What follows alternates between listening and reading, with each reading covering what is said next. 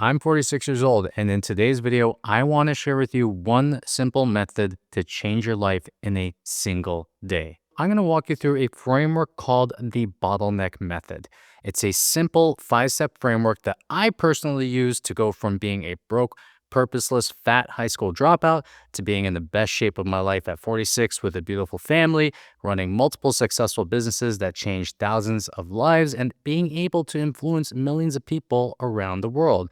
And my promise to you is that at the end of this video, if you go through the entire process and take action on what you learn, you will change your life in a single day. So in 1984, there's this physicist named Eli Goldratt, and he wrote a book called The Goal. And in it, he introduced one of the most powerful ideas in history, the theory of constraints. It's been used by companies like SpaceX, Toyota, Intel, and Boeing to transform billion-dollar operations. But here's the core idea. Every system, whether it's a factory, a business, a body, or a life, has one constraint. Just one. And that one constraint determines the output of the entire system.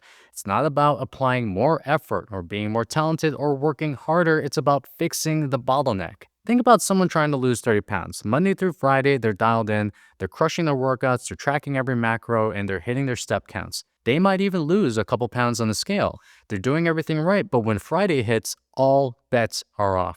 The weekend is 2 big dinners out, a few drinks, a dessert that they earned, and the Sunday brunch that turns into a Sunday afternoon drinking session. By Monday, they've eaten back every calorie they cut during the week. So in this example, you don't need to fix the workouts, the macro tracking, or even the steps. The bottleneck is the weekend. 5 days of discipline can't outwork 2 days of chaos. And if this person fixes the weekends and continues doing everything that they've been doing for the other 5 days, they fix the bottleneck and the results will start to compound. Your life works exactly the same way. And this isn't just for weight loss. This is true in every facet of life. There are people trying to fix their marriage by doing date nights, reading books, and going to retreats, but the bottleneck is the one conversation they keep refusing to have. There's another person trying to fix their finances, and they're tracking every dollar and optimizing their budget and watching all these YouTube videos, but the bottleneck is that they keep on spending on shit that they don't even need instead of saving and investing the difference. In every case, there's work being done, and the effort is real, but it's being done on the wrong things. And it's avoiding the one thing that would actually change everything. So I've coached thousands of high-performing entrepreneurs to get lean and improve their health, and they keep coming to me with the same problem. They're working hard, but they're working hard on the wrong things. So today, we're fixing it. So here's the 5 steps to the bottleneck method. Step 1 is to find your bottleneck. Step 2 is to dig to the root. Step 3 is to put everything else on hold. Step 4 is to elevate it. And step 5 is to find the new bottleneck. By the end of this video, you'll have everything you need to do this today, not next week, today. So let's get into it. So step 1 is to find your bottleneck. And in the step, we're going to do a simple life audit. I need you to be honest because if you're not being honest here, nothing will work. Rate each of these 4 domains from 1 to 10. 10 means you cannot imagine your life being better in this area, and 1 means you cannot imagine it being worse. These 4 areas are health, work, business, relationships, and money. Write them down right now. Don't overthink it. Your gut number is usually the right one. And I'm just going to pause for 5 seconds to let you do this. I think that's 5 seconds. Now, here's the key question, and this is where most people make the mistake. Do not assume your lowest score is your bottleneck. Instead, ask yourself this. Which one of these, if it stayed exactly the way it is, would make improving everything else feel pointless or impossible? That is your bottleneck. And then stress test it. Ask yourself, if this constraint disappeared tomorrow, what else would change? If the answer is almost everything, you found it. The bottleneck is rarely what you think it is. It hides behind symptoms. So finding the bottleneck is where most people stop, and it's exactly the wrong place to stop because the bottleneck isn't the real problem. The bottleneck is actually a symptom, and the root cause is the problem. So let me show you what I mean. For years, I had a nighttime eating problem. So here's the thing. I would finish dinner, and then somehow around 9 or 10, I would find myself back in the kitchen.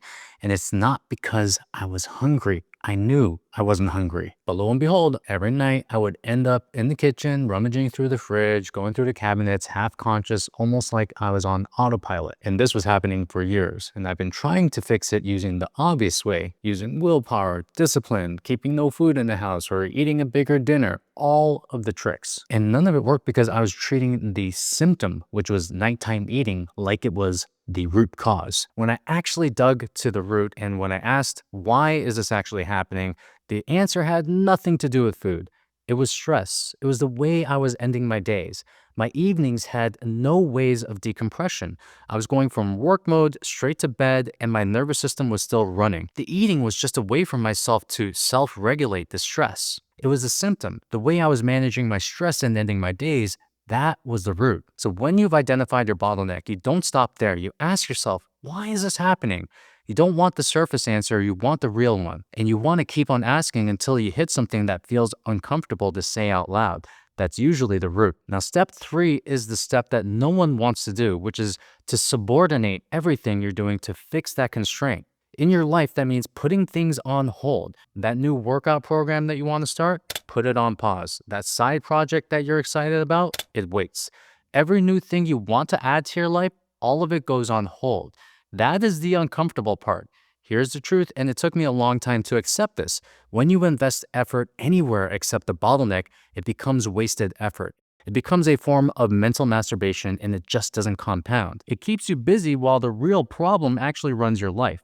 And for me, once I identified that stress management was the root issue, everything else became secondary. Meal planning didn't matter. The food environment didn't matter. The one thing that mattered was building a real end-of-day decompression system and setting a hard rule for my nighttime eating. I focused on nothing else but that. So what are you willing to give up so you can bring in these compounding results? Step 4 is to elevate. This means making one decision that breaks the constraint. I'm not talking about a habit, I'm not talking about a goal, I'm talking about a decision. There is a major difference. A goal is something you're trying to do. A decision is something you've already done in your mind.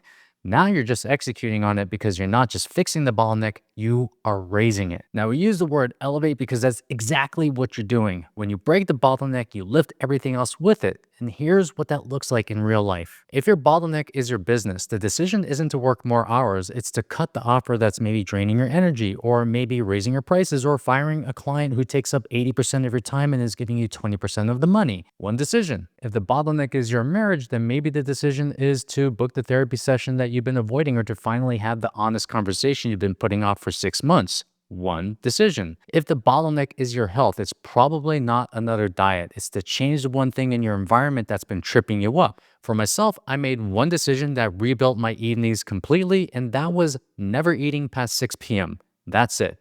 Prior to that, I was making sure I was doing things to help myself decrease the amounts of stress so I can follow through on that decision. Your decision doesn't have to be huge. It has to point you in the right direction. So ask yourself, what's the one thing I can decide on right now that actually fixes the real problem, not just the surface shit? Write that down. Now, the final step is where I find a lot of self-help advice misses the mark.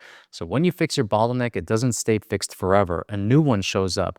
The thing that was holding you back before is gone, which means something else is now the new thing that's holding you back.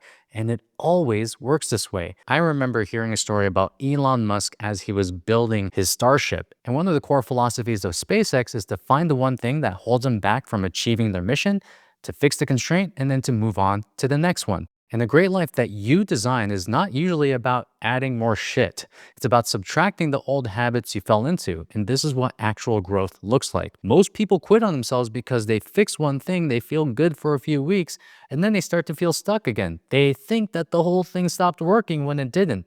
They just hit the next bottleneck and did not realize that it was what it was. The bottleneck method is not a one and done thing. It's something you run every few months. Every time you feel stuck again, you go back to step 1 and you run it again. So make sure you do this today, not next week, not when you have more time. Commit yourself to doing this. Rate the 4 areas of your life. Find the one thing that holds everything back. Dig past what you see on the surface to figure out what's causing it. Put everything else on the back burner. Make one decision that points you in the right direction. This idea you have in your hands right now has been used by some of the most successful people and also some of the biggest companies in the world to fix the most expensive problems. The same principle is so simple that it can work in your life. Find the one thing, fix the one thing, watch everything else start to improve as a result. I've used this at 26, 36, and 46, and every time I felt stuck and couldn't figure out why, I came back to this. There was a bottleneck that I was ignoring, and usually it was one thing I didn't want to do. The bottleneck you don't want to name is actually the one that's running your life, and your job is to find it and fix it. And I promise you, you take less than a day, you do this framework, and you follow through on it, you will change your life in one day. Thanks for watching. I'll see you in the next video.